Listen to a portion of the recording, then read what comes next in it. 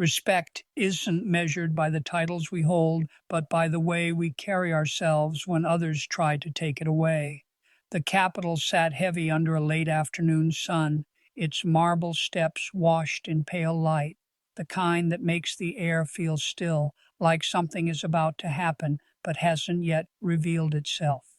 Inside, the Senate chamber hummed with its usual rhythm, the shuffle of papers, the soft scrape of leather chairs, the distant echo of footsteps crossing the polished floor. To the casual eye, it was routine, but anyone watching closely could sense the tension, a charge in the air, waiting for the smallest spark. John Kennedy sat at his desk, not rushed, not restless, just present. He had the kind of calm that doesn't need to announce itself, the kind that comes from growing up in a place where silence carries as much weight as words. He was a man shaped by Louisiana soil, his voice carrying the cadence of bayous and front porches, a voice some admired for its honesty, others dismissed as unsophisticated. That day, his voice would matter more than most realized. On the other side of the divide, Hillary Clinton prepared her notes. Years of public life had given her the posture of someone always on stage, always aware of how each phrase would echo beyond the walls of any room. She was practiced, precise, deliberate, the kind of speaker who measured words like currency. Yet behind that precision was conviction, a belief that her vision of intelligence and leadership was worth defending, even when it drew sharp lines between people. The two had crossed paths before their interactions, shaped by the contrasts that defined them. Kennedy, plain spoken, leaning into wit and humor; Clinton, polished, leaning into data, detail, and control. They weren't enemies in the traditional sense, but they stood on different banks of the same river, each convinced their side offered the clearer view. That afternoon, the air between them seemed thinner, as though one misstep could pull the chamber into something heavier. It wasn't just about policy, not entirely. It was about identity, about perception, about who gets to claim the mantle of credibility. When the phrase dumb hillbilly slipped into the public space, whether said directly, indirectly, or implied, it landed like a stone tossed into still water, the ripples reaching farther than anyone expected. To some, it was just another sharp-edged remark in the endless clash of politics. But to Kennedy, it was personal, not because of wounded pride, but because of what it represented, the dismissal of an entire way of life, the suggestion that roots in rural soil meant lesser worth, lesser mind, lesser possibility, and to millions watching from small towns, farms, and neighborhoods far from Washington, it didn't sound like an insult to one man, but to them. The stage was set, not for a shouting match, not for theatrics, but for something quieter, something that would unfold with the weight of two very different ways of seeing the world. Kennedy adjusted his glasses, his expression steady. Clinton shuffled her notes, the corners of her mouth tight, focused. Around them, colleagues leaned back, some ready for entertainment, others bracing for discomfort. Above it all, the echo of the earlier words lingered unanswered, waiting for someone to give them shape. This wasn't just another debate. It was a test not only of politics, but of how respect is defined, who gets to decide what intelligence looks like, and whether dignity can survive when it is stripped down to the accent of a voice or the place a person calls home. And so, as the chamber grew quiet and the moment took hold, the question wasn't just what Kennedy would say, but how he would choose to carry himself in the shadow of dismissal. John Kennedy was not the kind of senator who relied on complicated vocabulary or lofty rhetoric to make his point. He leaned ins. Ted on humor, on timing, and on a sense of plain truth that felt closer to a kitchen table conversation than a speech in a marble chamber. His words often carried a touch of satire, a twist of dry wit, the kind of humor that could disarm or unsettle depending on who was listening. For some, that style made him refreshing, a reminder that politics didn't always need to be drenched in formality. For others, it made him an easy target, a man to be underestimated, sometimes mocked, dismissed as folksy, rather than serious. Kennedy knew this, but he never changed. Hillary Clinton's path was nearly the opposite.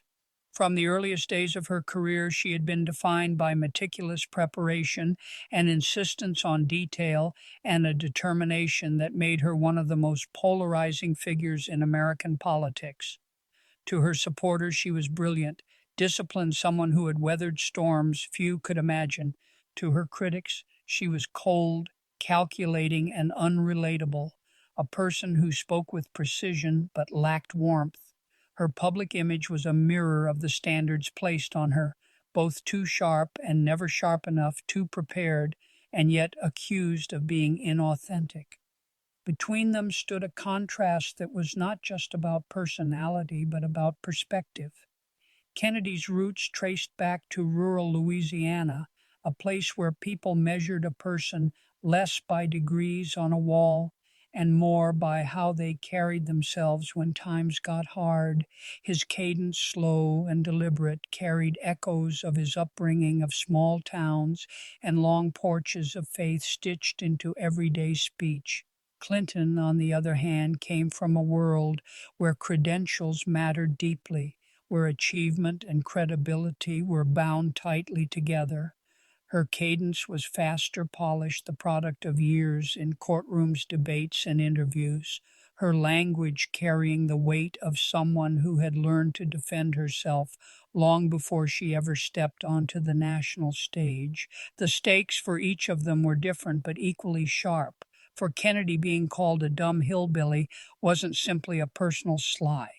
Yet it was a challenge to the dignity of the very people he represented. To let it go unanswered would mean allowing that label to linger, shaping perceptions not only of himself but of anyone who shared his background. For Clinton, the moment was tied to her reputation for sharpness and control. In her world, letting an insult go unchallenged risked being seen as weakness, but doubling down risked being viewed as elitist, out of touch with the voters who resonated with Kennedy's authenticity. Both carried human traits that made them more than political figures. Kennedy, behind his humor, was a man who valued loyalty, who saw politics not just as policy, but as representation, a chance to speak for people who rarely felt heard. He carried the weight of knowing that every word he spoke might echo back home, replayed in living rooms where people judged not the elegance of the speech, but whether it rang true. Clinton, behind her armor, carried the exhaustion of decades of scrutiny, the knowledge that every slip would be magnified, every moment of candor dissected. She had built walls not out of arrogance but out of survival, convinced that only by holding tight to discipline could she withstand the endless tide of judgment. What made their exchange compelling was not that one was right and the other was wrong, but that both represented truths that collided. Kennedy embodied the power of authenticity, the idea that intelligence can be carried in humor, in plain speech, in the unpolished wisdom of lived experience. Clinton embodied the power of preparation, the belief that intelligence must be demonstrated through rigor, precision, and mastery of detail. Each view carried merit, but when they clashed, it created friction that revealed something deeper about the way America sees intelligence and respect. It was easy for headlines to frame their story as a battle between country and city, between outsider charm and insider polish, between authenticity and elitism. But beneath the headlines was something more human, a reminder that both Kennedy and Clinton were people shaped by their circumstances, driven by insecurities as much as convictions, carrying burdens invisible to most who judged them. Kennedy, beneath the humor, knew what it felt like to be dismissed, to be underestimated, to have an accent used against him as though it were evidence of a lack of seriousness. Clinton, beneath the polish, knew what it felt like to have her every move dissected, her every word measured against impossible standards, her determination recast as coldness. Their perspectives didn't just represent themselves, they represented millions.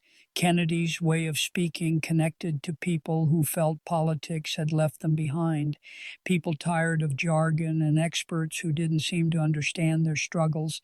Clinton's way of speaking connected to people who believed that precision mattered, that leadership required intellect sharpened by years of study and preparation. Each brought value, but when those values collided, the sparks drew the nation's attention.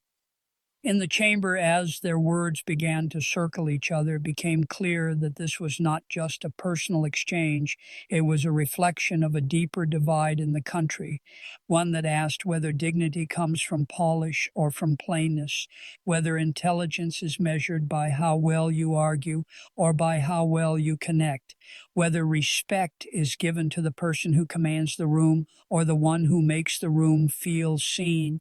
And as the first lines passed between them, measured calm and deliberate, the weight of those questions began to settle over the chamber, turning an ordinary debate into something that would echo long after the moment had passed.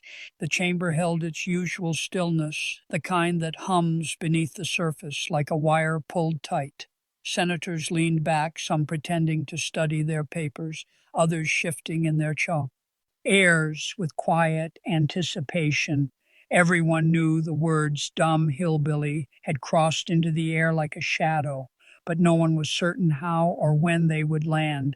For John Kennedy, the decision wasn't whether to respond, but how. He had spent years building a reputation, not by shouting the loudest, but by cutting through noise with wit, a sharp line delivered with a half smile. To fight fire with fire would only feed the stereotype. To stay silent would allow the insult to settle like dust unchallenged, so he chose the middle ground, measured calm but impossible to ignore. Kennedy adjusted his glasses, rose slowly, and cleared his throat. His words began not with anger, but with humor, the kind of humor that softens the edges just enough to make the point sharper. He spoke of growing up in Louisiana, of teachers who believed in him, of neighbors who could fix anything with their hands and still have time to teach a boy the value of patience. His voice carried that familiar drawl, slow but deliberate, each phrase rolling out like it had been polished by the rhythm of storytelling passed down through generations. He did not repeat the insult directly, but he framed it, letting the audience know he had heard and that he wasn't going to let it slide unnoticed. Hillary Clinton listened intently, her expression steady, her jaw tight. She had spent her life facing criticism sharper than this, but she also understood the weight of perception. To leave Kennedy's words hanging unaddressed would allow him to seize the moment to draw sympathy, to define the narrative.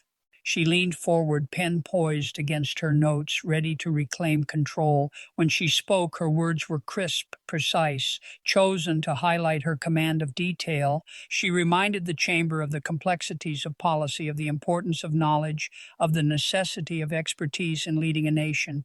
It was not a direct rebuke to Kennedy, but a subtle one, as if to say that while his stories carried charm, leadership required more than charm. Her tone was firm but not raised, her posture calm but unyielding. She did not smile, did not soften her point. The contrast was striking. Kennedy's speech was like a story told on a front porch, winding and layered, connecting the personal to the political. Clinton's was like an argument in a courtroom, structured and fortified, leaving little room for misinterpretation. Together their words did not clash like thunder. They circled each other like two weather systems, one warm and humid, the other sharp and cold, creating a storm where they met. The chamber grew more attentive. Senators who had been distracted now leaned in. Some smirked, others frowned, but few looked away. They understood that this was not simply an exchange of ideas. It was a test of respect, of how far one could push without breaking the delicate balance of dignity that held the chamber together. Kennedy responded with a smile, one that carried more weight than the words that followed. He spoke of how intelligence takes many forms, how the wisdom of lived experience often outlasts the theories written in books. He spoke of the dignity of work, of the strength found in communities that survive, not by studying problems, but by solving them with their own hands. His humor returned light but sharp, a reminder that dismissal often says more about the person dismissing than the one dismissed. The room stirred with murmurs, a few chuckles and nods from senators who rarely found reason to agree with him. Clinton did not laugh. She leaned into her notes, responding with statistics, with historical examples, with reminders of how policy failures have consequences when details are ignored. Her words were less about Kennedy personally and more about the idea that charm without rigor is dangerous, that leadership must rest on more than stories. Her voice carried conviction, but beneath it was a flicker of tension, the awareness that Kennedy had managed to turn what could have been a moment of ridicule into one of strength. The clash was not explosive, but it was undeniable. Kennedy's strength was in making people feel seen, reminding them that respect does not require polish. Clinton's strength was in demonstrating authority, showing that knowledge and preparation matter in the highest offices of power. Each played to their strength, each revealed the other's weakness. Kennedy risked being seen as unserious. Clinton risked being seen as condescending. Together, their exchange highlighted the question at the center of the conflict: what does it really mean to be intelligent, and who gets to decide?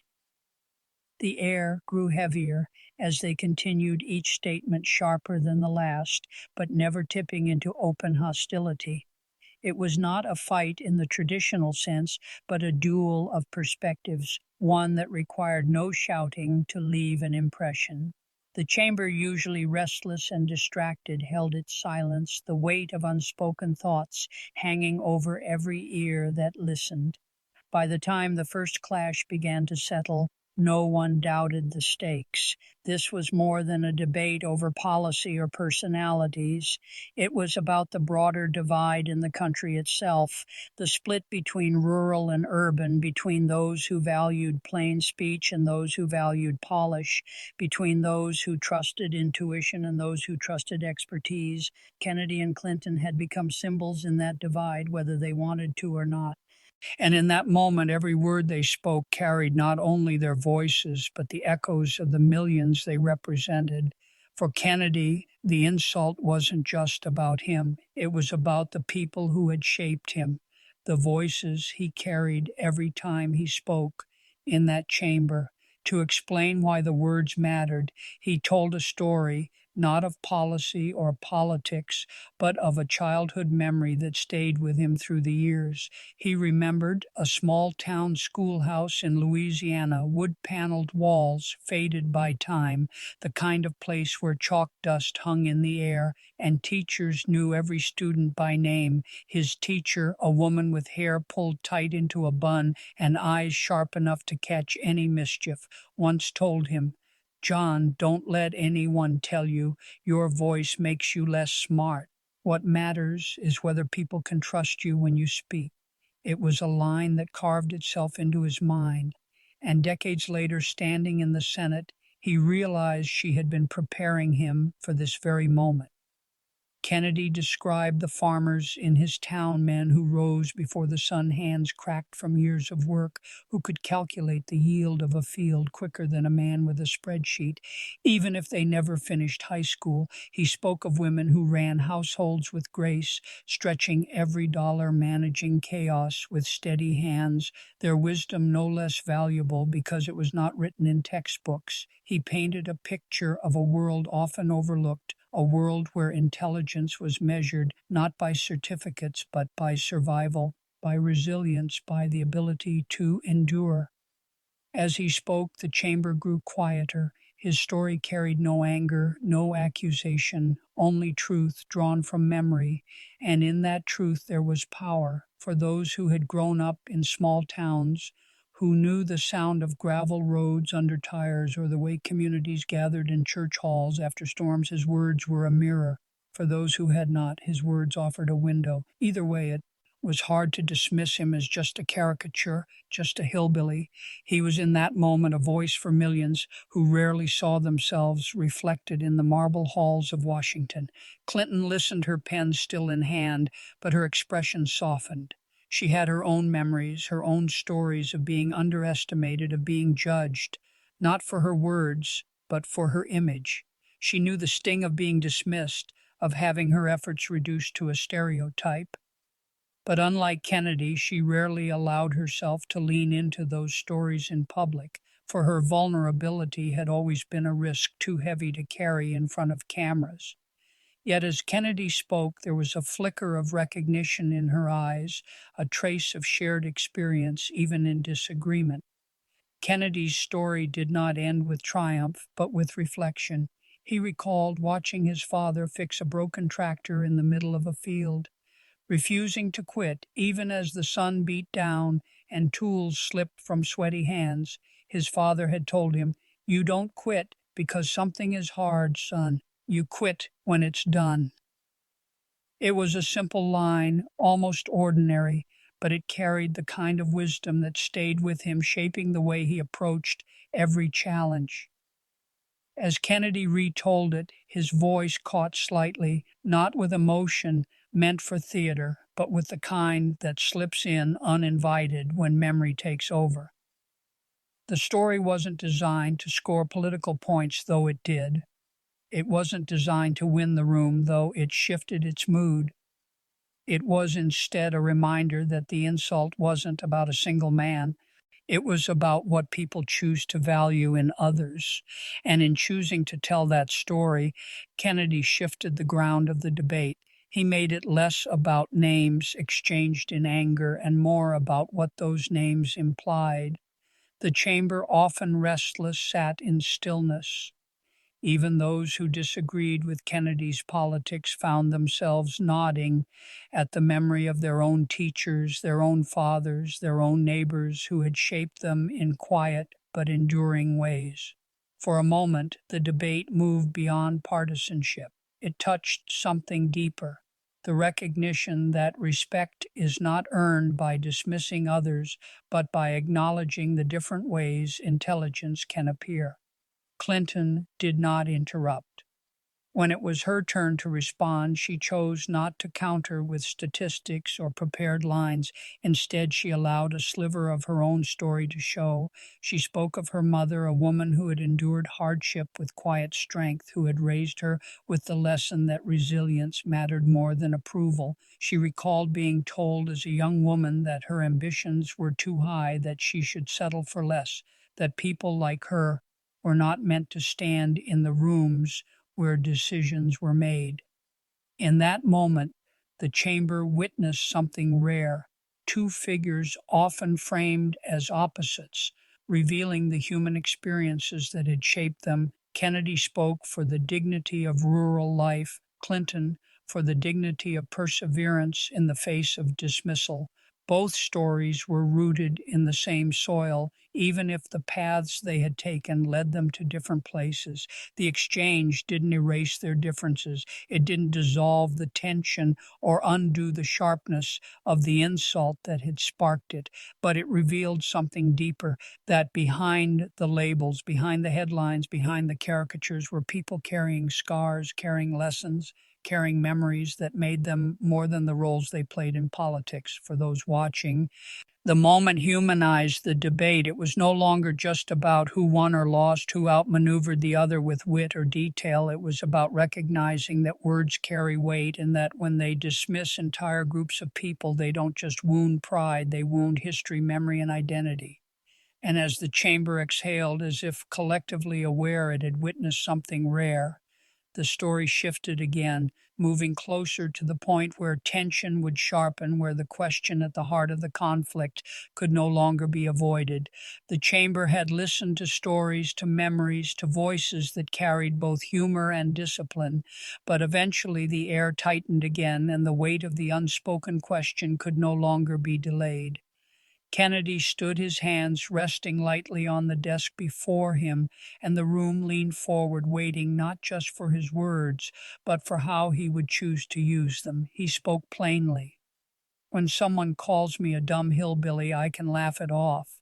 I've been called worse, and where I come from, a sense of humor is how you survive. But what I cannot ignore is what it means for the people I represent.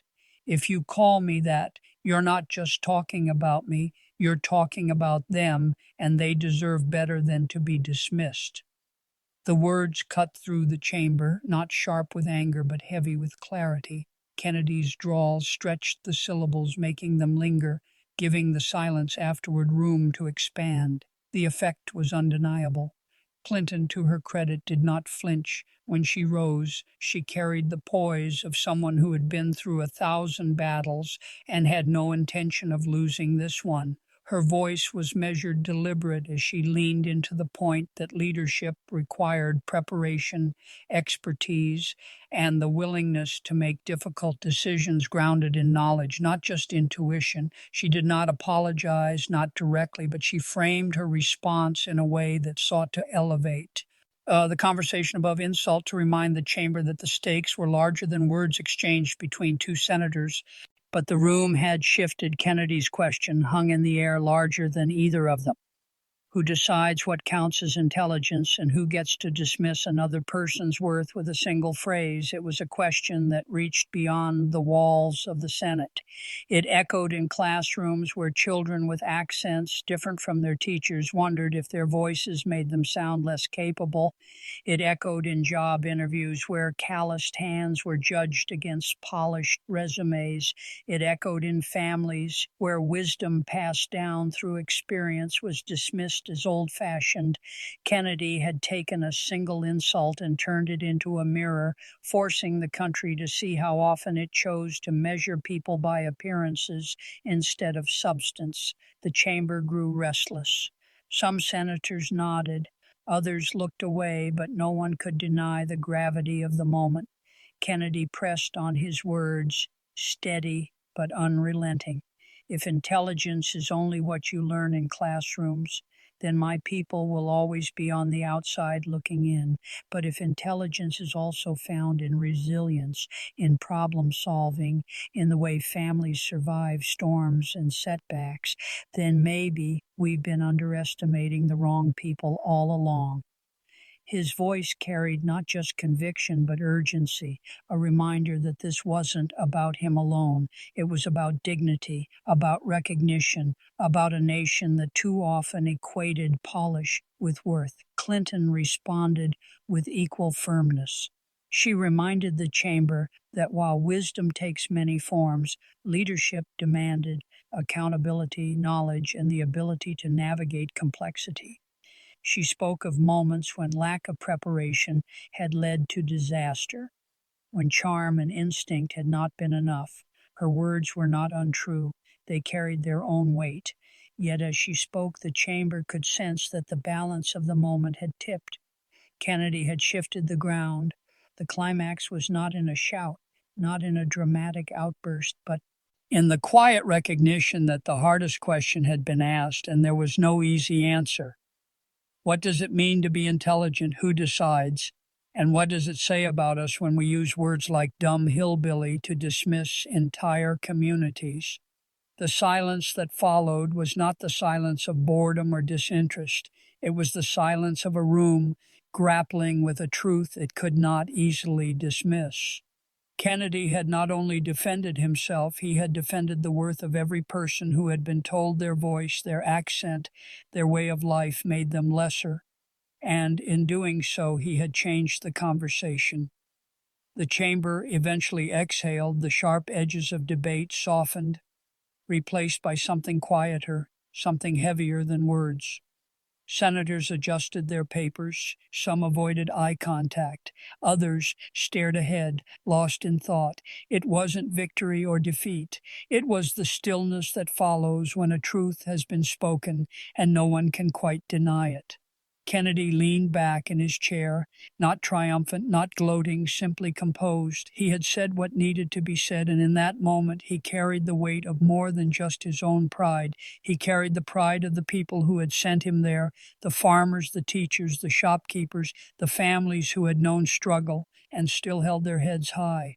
Clinton, too, seemed quieter now. Her defense had been strong, her arguments sharp, but even she could sense that the moment had shifted. This was no longer about winning or losing an exchange. It was about understanding, about seeing clearly the lines that so often divided perception from reality, respect from dismissal. The press gallery scribbled furiously, but even their pens seemed slower than usual, as if they were trying to capture something larger than sound bites. It wasn't just about a senator called a name or another senator responding. It was about the values underneath: dignity, respect, and the measure of leadership. Later, in quiet conversations away from the chamber, senators spoke with one another differently. Some admitted they had underestimated Kennedy, not because of his wit, they had long known he had that, but because of the depth he carried beneath it. Others wondered aloud if they too had been guilty of dismissing people too quickly, of confusing polish with intelligence, of mistaking simplicity for lack of substance. Kennedy himself didn't linger on the moment. In interviews, he deflected, making light of the hillbilly remark, joking that he'd been called worse by his own cousins back home.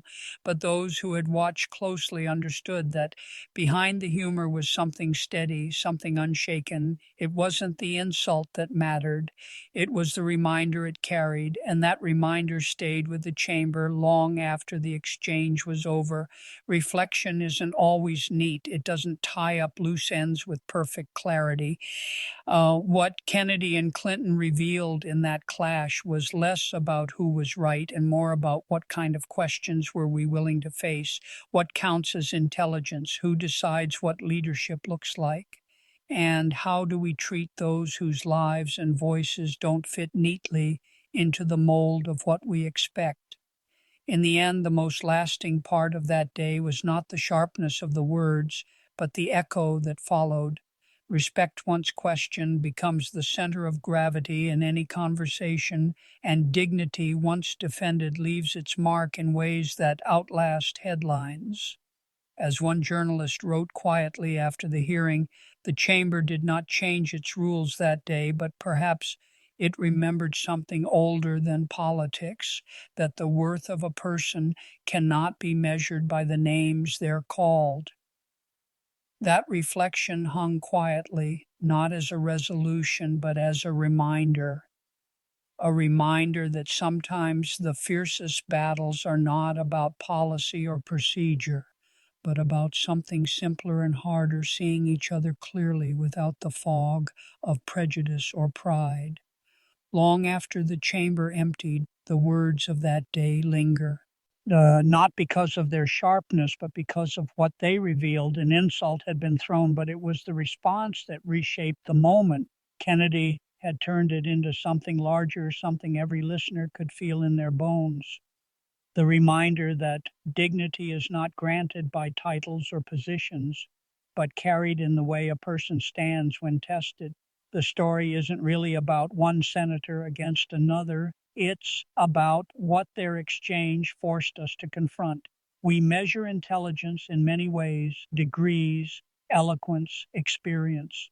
Yet the heart of wisdom often comes from the places we least expect: the quiet resilience of people overlooked, the humor that shields them, the grit that keeps them moving forward when the odds are against them. Clinton's words carried their own weight, a reminder that preparation and knowledge are essential. Kennedy's reply carried a different truth: that worth and intelligence cannot be stripped away with a single phrase. Together their clash left behind a question more powerful than either argument: what truly defines respect? That question lingers beyond politics. It lives in classrooms where children wonder if their accents make them sound less smart. It lives in workplaces where hands scarred by labor are weighed against polished speech.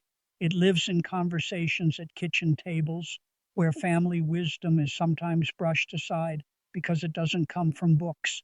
Kennedy's moment didn't erase those struggles, but it illuminated them. It reminded anyone listening that behind every label, behind every dismissive word, there is a story, a person, a dignity that deserves to be seen.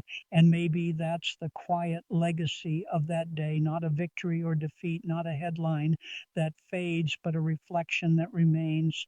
That respect is fragile, but also powerful. That intelligence wears many faces, that the measure of a leader is not only in what they know, but in whether they can see the word H in others. So the question is left for us, the listeners, the watchers, the ones who carry these stories forward. When faced with the choice to dismiss or to respect, to belittle or to recognize, what will we choose? Because in the end, the truest measure of character is not found in the words we throw at others, but in the space we create for their dignity to stand.